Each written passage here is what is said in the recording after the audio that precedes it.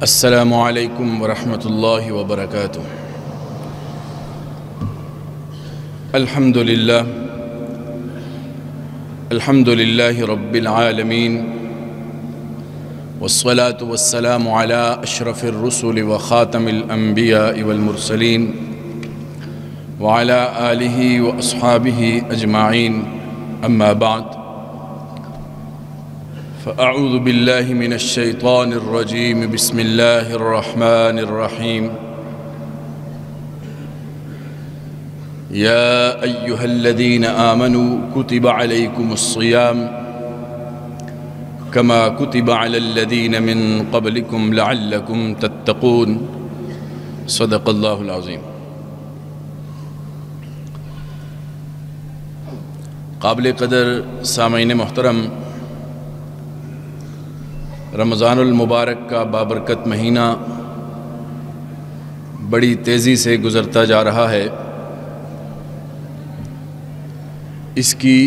بابرکت ساعات ہم سے نکلتی جا رہی ہیں۔ ان بابرکت گھڑیوں اور ان لمحوں کو مزید قیمتی بنانا اور اس سے کما حقہ فائدہ حاصل کرنا، اسی صورت میں یہ ممکن ہو سکتا ہے کہ جس وقت اس ماہ مبارک کی اغراض اور اس کے مقصد سے ہمیں آگاہی حاصل ہو، اور صرف آگاہی کافی نہیں ہے بلکہ ہر گزرتے لمحے، ہر گزرتی گھڑی، ہر گزرتے دن اس کا احساس، اس کا ادراک اور اس کا استحضار بھی ہمیں میسر ہو کہ یہ جو مہینہ ہے، اس کا ہر دن، اس کی ہر رات، اس کا ہر گھنٹہ، ہر لمحہ میرے لیے کتنا قیمتی ہے، اور اس میں میں کیا کیا حاصل کر سکتا ہوں، اور اس ماہ مبارک کا اصل مقصد کیا ہے وہ ہر وقت انسان کے پیش نظر رہے، تو اس صورت میں انسان اس ماہ مبارک کی برکتوں کو سمیٹ سکتا ہے اور ان بابرکت ساعات سے زیادہ فائدہ اٹھا سکتا ہے۔ قرآن مقدس کی جو آیت مبارکہ تلاوت کی گئی، اس کے اندر اللہ رب العزت نے روزے کے مقصد کو بیان فرمایا کہ اے ایمان والو،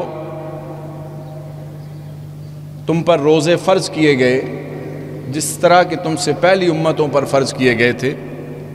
تاکہ تمہارے اندر تقوی آ جائے۔ گویا کہ روزے کا مقصد، اس ماہ مبارک کا مقصد انسان کے لیے تقوی کا حصول ہونا چاہیے۔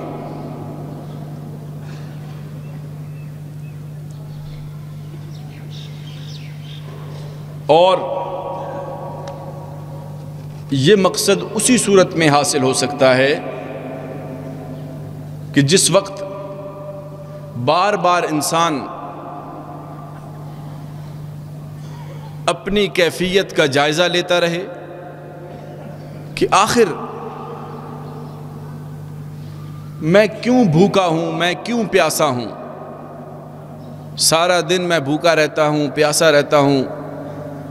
اللہ کی حرام کردہ چیزوں سے تو رکتا ہی ہوں، حلال چیزوں سے بھی اپنے آپ کو دور رکھتا ہوں، اس کا آخر مقصد کیا ہے؟ تو جب بار بار اپنی نیت کا، اپنی کیفیت کا جائزہ لے گا تو اس کے سامنے یہی مقصد آئے گا کہ تقوی کا حصول۔ پھر جناب نبی کریم صلی اللہ علیہ وآلہ وسلم نے کچھ ایسے اعمال اور ایسے امور کی طرف اپنی امت کو بھی متوجہ فرمایا کہ جن کو سر انجام دے کر اس مقصد کو حاصل کرنا آسان ہو جاتا۔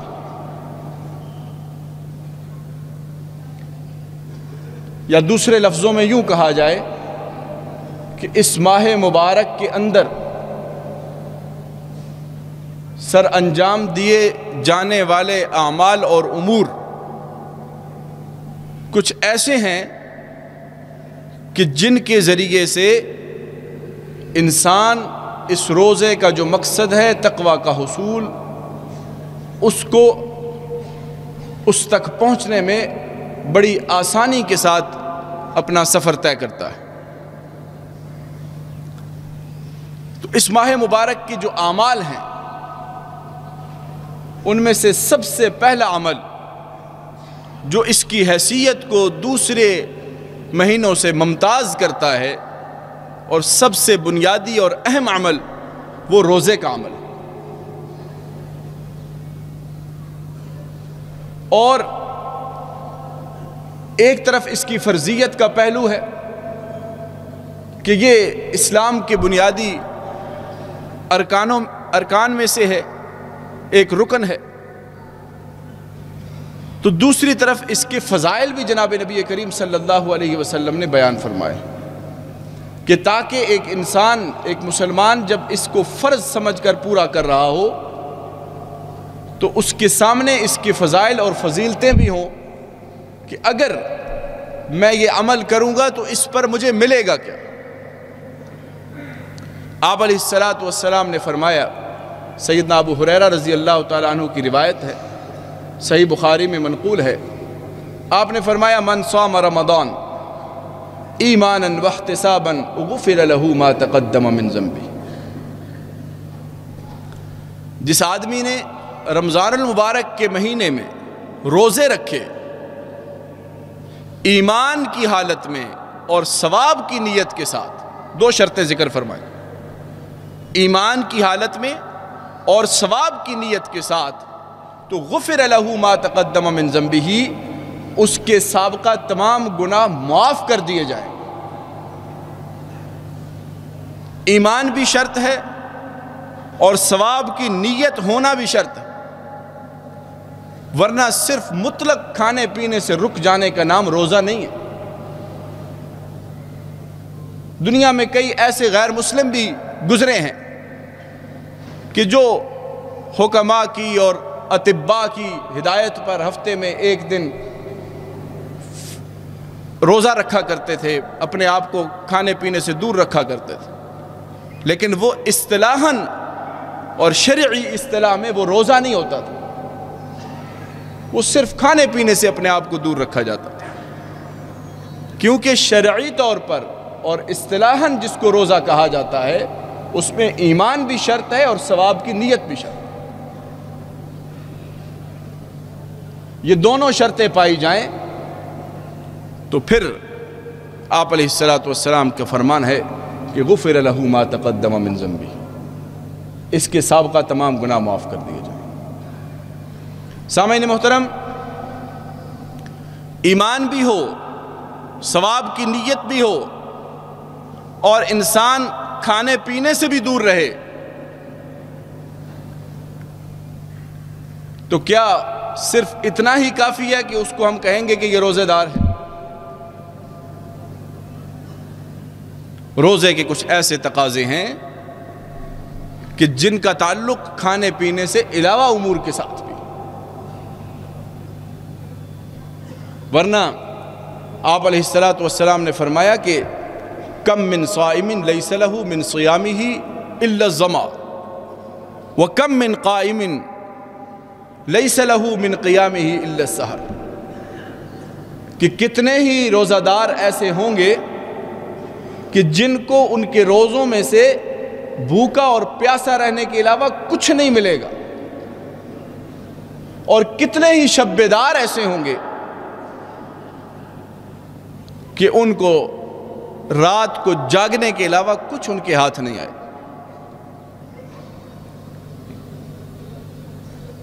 ایک اور حدیث مبارکہ میں آپ نے فرمایا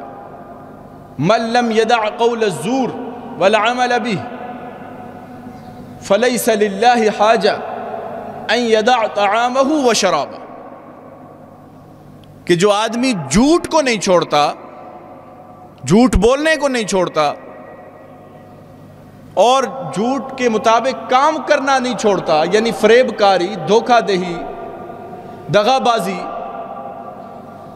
ان کاموں کو نہیں چھوڑ رہا تو آپ نے فرمایا فَلَيْسَ لِلَّهِ حَاجَةٌ أَن يَدَعَ طَعَامَهُ وَشَرَابَهُ،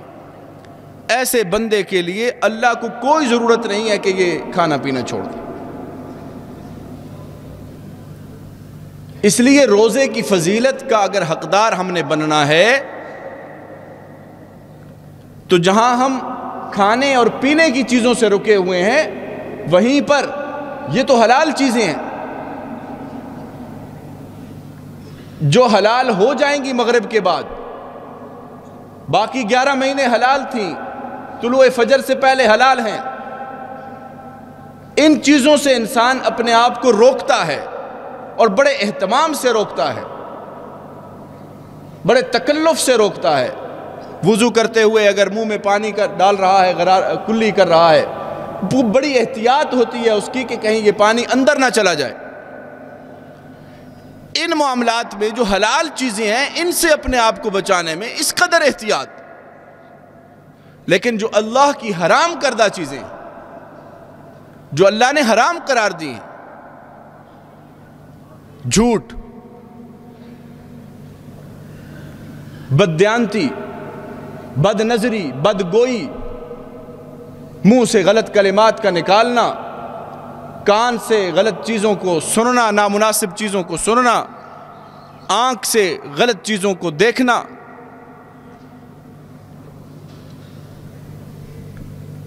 ان کے حوالے سے ہمارے ہاں اس درجے کی احتیاط نہیں۔ میں نے شروع میں عرض کیا کہ روزے کا مقصد اگر سامنے رہے اور بار بار اس پہ غور و فکر کیا جائے، اپنے آپ کو ایویلویٹ کیا جائے، اپنا تجزیہ کیا جائے، اپنا جائزہ لیا جاتا رہے کہ میں کیوں بھوکا ہوں، کیوں پیاسا ہوں، یہ چیزیں تو حلال ہیں، میں نے کیوں چھوڑی ہوئی ہیں،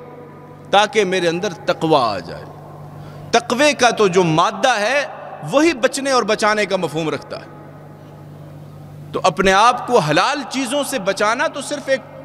ٹریننگ ہے، ایک تربیت ہے، کچھ دورانیے کے لیے، خاص وقت کے لیے مشق کروائی گئی ہے۔ مقصد تو یہ ہے کہ اس دورانیے میں جب یہ حلال چیزوں کو چھوڑنے کی استعداد اس میں پیدا ہو جائے گی، اس کے اندر یہ ملکہ آ جائے گا، تو پھر یہ حرام کردہ چیزوں سے بھی اپنے آپ کو روک پائے گا۔ اس لیے سامعین محترم، رمضان المبارک کا جب ہم روزہ رکھیں تو صرف روزہ بند کرنے کے بعد معمولات زندگی میں ہی مشغول نہ رہیں، بلکہ تھوڑی تھوڑی دیر کے بعد، کچھ وقت کے بعد اپنا جائزہ لیتے رہیں کہ ہمارا اس وقت کھانے کا ٹائم ہے، ہم کھانا نہیں کھا رہے، پیاس لگی ہے، پانی نہیں پی رہے، کیوں؟ اللہ کو راضی کرنے کے لیے، تقوی حاصل کرنے کے لیے۔ جب اتنی مشقت برداشت کر رہے ہیں، بھوک اور پیاس کو برداشت کر رہے ہیں، تو اپنی زبان کو بھی ہم قابو میں رکھیں، اپنے کانوں اور اپنی آنکھوں کو اور اپنے اعضاء کو بھی قابو میں رکھیں۔ دوسری چیز کہ جس کے ذریعے سے تقوی کا حصول آسان ہے اور جناب نبی کریم صلی اللہ علیہ وآلہ وسلم نے اس کی فضیلت بھی اپنے احادیث میں بیان فرمائی ہے، وہ ہے اس ماہ مبارک کی راتوں کا قیام۔ جن الفاظ کے ساتھ آپ نے دن کے روزے کی فضیلت بیان فرمائی، اسی طرح کے الفاظ کے ساتھ آپ نے فرمایا من قام رمضان ایمانا واحتسابا غفر له ما تقدم من ذنبه۔ جس آدمی نے رمضان المبارک کی راتوں کو قیام کیا ایمان کی حالت میں، ثواب کی نیت کے ساتھ، تو اس کے بھی سابقہ سارے گناہ معاف کر دیے جائیں۔ قیام اللیل، راتوں کا کھڑا ہونا کسی بھی شکل میں ہو، ایک تو وہ ہمارے ہاں الحمدللہ ایک اجتماعی شکل ہوتی ہے نماز تراویح کی، اس میں شریک ہونا، اس کے بعد انفرادی وقت نکال کر آرام سے تھوڑا قربان کر کے تھوڑا وقت تہجد کے لیے اٹھنا، یہ اتفاق کی بات ہے کہ اس ماہ مبارک میں انسان ویسے ہی اس وقت اٹھا ہوتا ہے، وہ وقت جو دعاؤں کی قبولیت کا وقت ہے، وہ وقت جو اللہ رب العزت کے خاص اور برگزیدہ بندوں کے جاگنے اور دعائیں مانگنے کا وقت ہے۔ اللہ رب العزت اپنے خاص برگزیدہ بندوں کا ذکر کرتے ہوئے فرماتے ہیں کانوا قلیلا من اللیل ما یہجعون وبالاسحار ہم یستغفرون، وہ راتوں کو تھوڑا ہی آرام کرتے ہیں، سحر کے وقت اٹھ کر استغفار کرتے ہیں۔ عام دنوں میں اٹھنا ممکن نہیں ہوتا، اس ماہ مبارک میں اتفاق سے سحری کے لیے اٹھا ہوتا ہے انسان، تو کوشش کرے کہ وہاں پر اس وقت میں بھی زیادہ نہیں، 8 6 4 جتنی تک وقت ملے، جتنی توفیق ہو، وہ اللہ کے حضور کھڑا ہو اور استغفار کرے اور دعائیں مانگے، اور بار بار اس بات کو سوچے کہ میں تو اپنے استطاعت اس سے زیادہ کی رکھتا ہوں، لیکن میں کمزور ہوں، کوتاہی کر رہا ہوں، اپنے عمل کو بڑا نہ سمجھے۔ یہ بھی ایک وسوسہ ہوتا ہے انسان کو کہ جب اللہ کی توفیق سے کبھی تہجد کا موقع ملتا ہے تو اس کے پڑھنے کے بعد پھر انسان کے دل کے اندر اپنے ہی بارے میں اپنا ہی عمل اس کو بڑا خوبصورت دکھنا شروع ہو جاتا ہے۔ بس یہ سمجھے کہ یہ محض اللہ کی توفیق سے میں نے یہ کام کیا ہے، اور میں اس سے زیادہ کر سکتا تھا، میری کوتاہی ہے، میری غفلت ہے، میری کمزوری ہے کہ میں اتنے پہ قناعت کر کے بیٹھ گیا۔ سامعین محترم، تیسری چیز جو اس ماہ مبارک میں خاص طور پر کرنے والی ہے وہ ہے قرآن کریم کی تلاوت۔ یہ ایسا عمل ہے کہ اگر ہم یوں کہیں کہ قرآن مقدس کو رمضان سے الگ نہیں کیا جا سکتا تو یہ جملہ بے جا نہیں۔ اللہ رب العزت نے قرآن کے نزول کے لیے جس ماہ مبارک کا انتخاب فرمایا وہ یہی رمضان کا ماہ، شہر رمضان الذی انزل فیہ القرآن، اور جس رات میں نازل ہوا وہ بھی اس ماہ مبارک کے اندر ہے، انا انزلناہ فی لیلۃ القدر۔ تو رمضان المبارک کے اندر قرآن کریم کی خصوصیت کے ساتھ اور اہتمام کے ساتھ تلاوت کرنا، اور جن کو توفیق ہے تلاوت کی وہ اس سے آگے بڑھتے ہوئے اس کا فہم حاصل کرنے کی کوشش کرنا، یہ بھی انسان کے لیے رمضان کے مقصد کے حصول میں آسانی کا سبب بن سکتا ہے۔ اور قرآن کریم کو رمضان کے ساتھ ایک اور بھی نسبت ہے،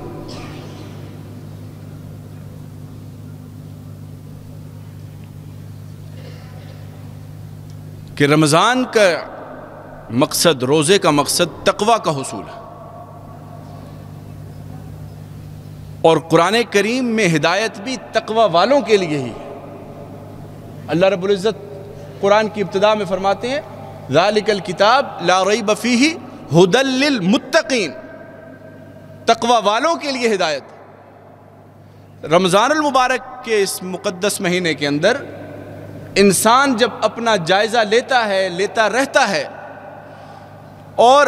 تقوی کو ٹارگٹ رکھ کے اعمال سر انجام دے رہا ہوتا ہے، اپنا ہدف تقوی کا حصول بنا کے کام کر رہا ہوتا ہے، تو پھر یہ بہترین موقع ہوتا ہے کہ اس کو قرآن سے ہدایت بھی ملے، خاص طور پر ہدایت متقین کے لیے۔ عمومی ہدایت تو ساری انسانیت کے لیے، لیکن وہ خاص ہدایت جو اللہ کی طرف سے ہے متقین کے لیے، وہ اس ماہ مبارک میں آسانی ہے اس کے حوالے سے اس مقصد کو حاصل کرنا۔ پھر ایک اور حدیث مبارکہ کے اندر جناب نبی کریم صلی اللہ علیہ وسلم نے ارشاد فرمایا کہ قیامت کے دن اللہ کے حضور بندے کے حق میں 2 سفارشی آئیں گے، ایک رمضان اور ایک قرآن۔ رمضان کہے گا اے اللہ، میں نے تیرے اس بندے کو پورا دن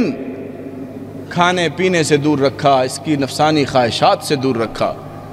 آج میری اس کے حق میں سفارش کو قبول فرمائے۔ قرآن کہے گا اے اللہ، میں نے تیرے اس بندے کو رات کے وقت میں تلاوت کے ذریعے سے آرام سے دور رکھا، میری سفارش اس حق میں قبول فرمائے۔ جناب نبی کریم صلی اللہ علیہ وسلم کے ارشاد کے الفاظ ہیں فَيُشَفَّعَانِ، ان دونوں کی سفارش بندے کے حق میں قبول کی جائے گی۔ تو رمضان المبارک کے اس مقدس مہینے میں جہاں ہم دن کے اوقات میں روزے کے ذریعے سے تقویٰ کو حاصل کرنے کی کوشش کرتے ہیں، تو وہیں پر رات کے اوقات میں ہم قرآن کریم کی تلاوت کے ذریعے بھی اس مقصد کو حاصل کرنے میں مزید پیش رفت اختیار کر سکتے ہیں، مزید آگے بڑھ سکتے ہیں۔ اور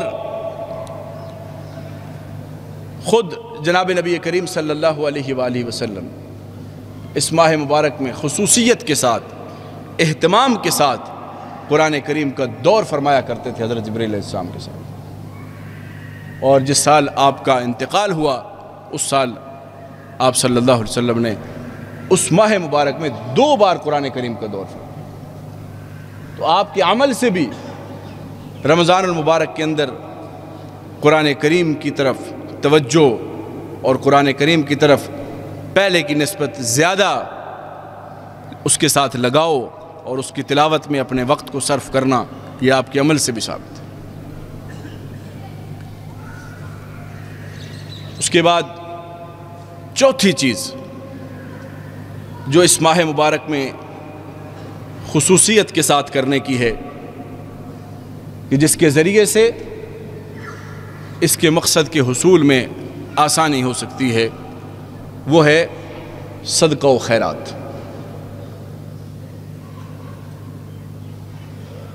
اللہ رب العزت نے جن کو آسودگی عطا فرمائی ہے، وسعت عطا فرمائی ہے، مالی فراوانی ہے، جن کے پاس معاشی طور پر وہ مستحکم لوگ ہیں، ان کو اس سے بہتر اور کوئی موقع نہیں مل سکتا کہ یہاں پر اس ماہ مبارک میں جب وہ صدقہ و خیرات کریں گے تو وہاں پر جیسے باقی نیکیوں کی کئی گنا اجر بڑھا ہوا ہے،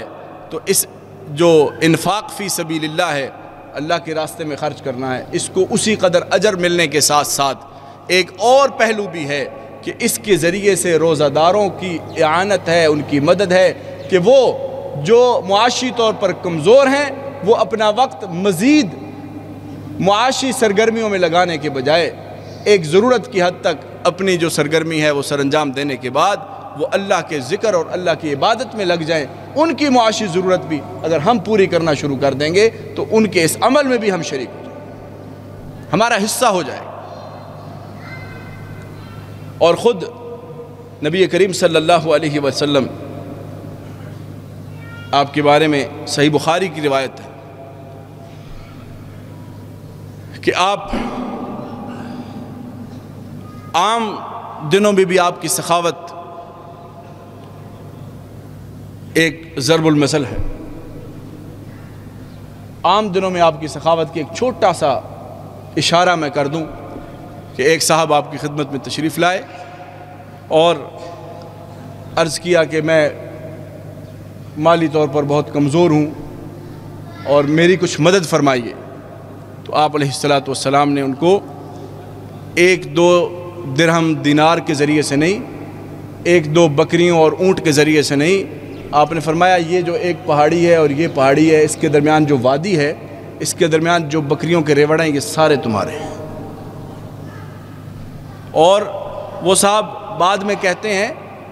کہ وہ اتنا دیتے ہیں، اللہ کے نبی اتنا دیتے ہیں کہ ان کو فقر کا ڈر ہی نہیں۔ یہ عام دنوں کی سخاوت۔ اور صحابی فرماتے ہیں کہ آپ رمضان میں عام دنوں سے بڑھ کر آپ کی سخاوت ہو جایا کرتی تھی، گویا کہ اجود بالخیر من الریح المرسلہ، تیز ہوا کی طرح آپ کی سخاوت چلا کرتی تھی۔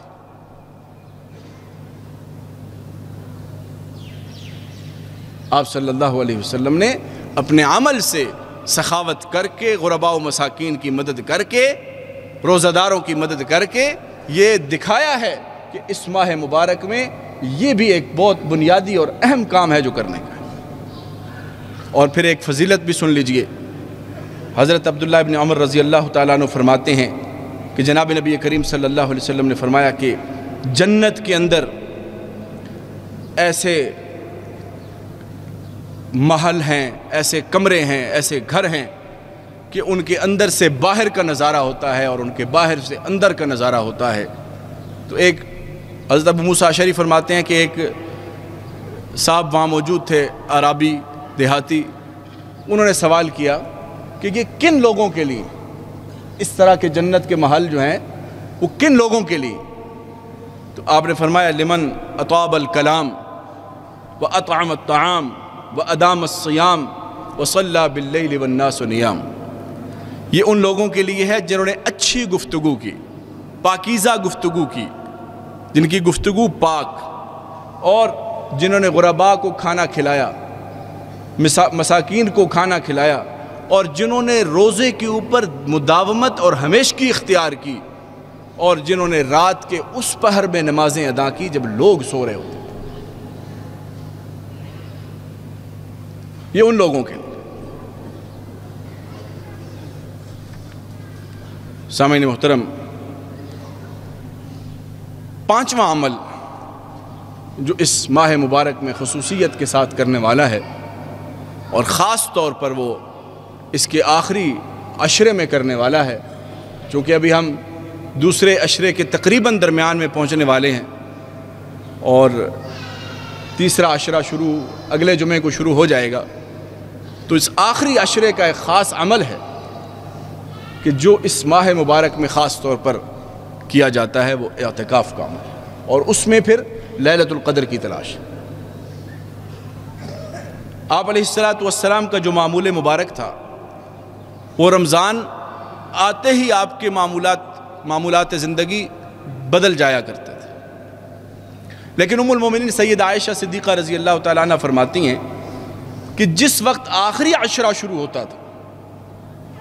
آخری عشرہ جب شروع ہوتا تھا تو اس وقت آپ کے معمولات میں مزید تبدیلی آتی تھی.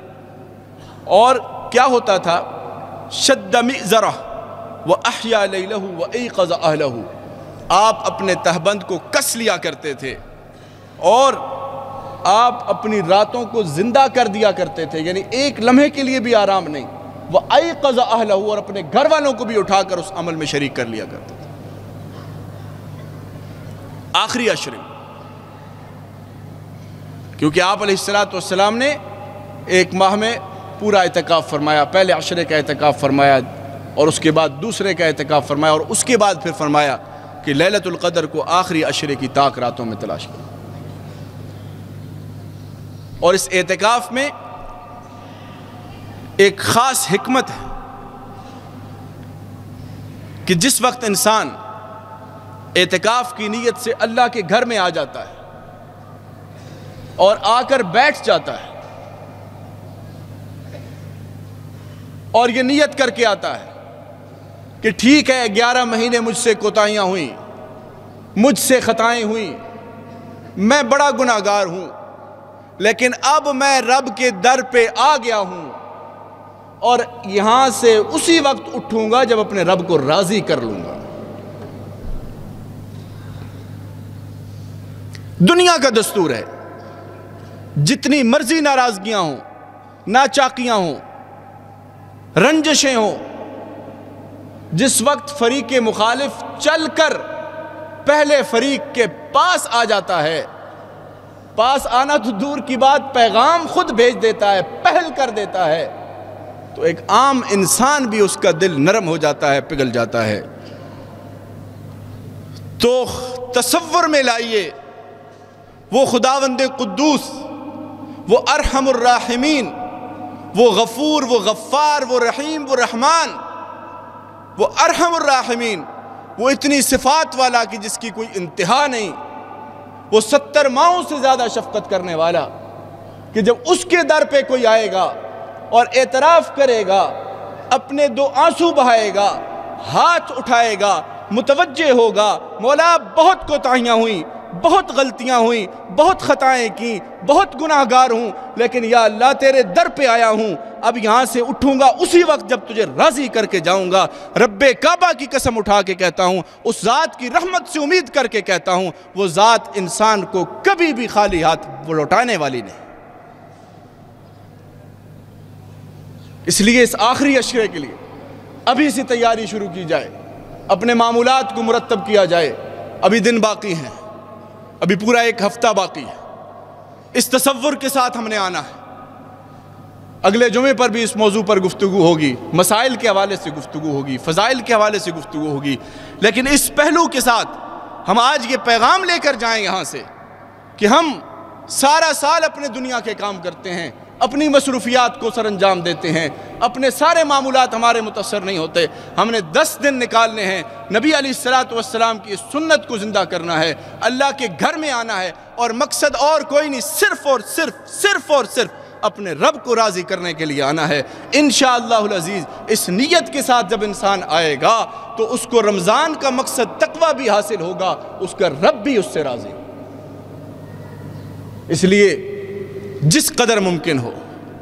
ابھی سے نیت فرمائیں، ابھی سے کوشش شروع کر دیں، ابھی سے ارادہ کر لیں، آج شام سے ہی اپنے معمولات کو مرتب کرنا شروع کر دیں کہ اس سنت کو کم از کم ہر بندہ تصور میں لائے،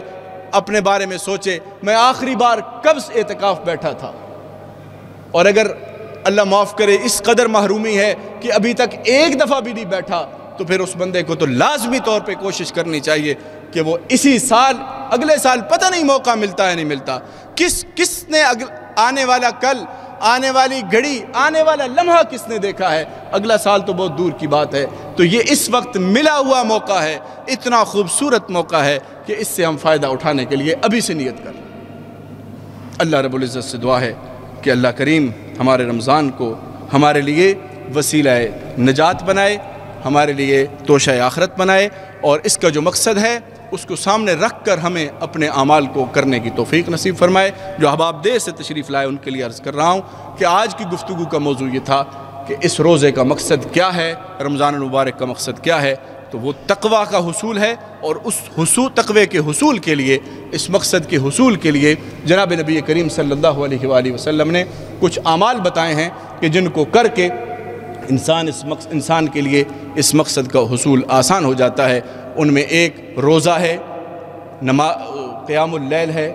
قرآن کریم کی تلاوت ہے، اور اعتکاف ہے، صدقہ و خیرات ہے، دعا اور استغفار ہے، اور اپنا بار بار اپنی کیفیت کا، اپنی نیت کا، اپنی حالت کا جائزہ لینا ہے، اور بار بار تصور میں لانا ہے اس بات کو کہ میں یہ روزہ کیوں رکھ کے بیٹھا ہوں، میں بھوکا کیوں ہوں، میں پیاسا کیوں ہوں۔ جب یہ سوچے گا، تصور میں لائے گا، اس کے سامنے مقصد آئے گا کہ تقوی کا حصول ہے، پھر اس کا مقصد اس کو حاصل کرنا بھی آسان ہو جائے گا۔ اللہ رب العزت مجھے بھی آپ کو بھی جو کچھ کہا سنا اس پر عمل کرنے کی توفیق نصیب فرمائے۔ وآخر دعوانا الحمدللہ۔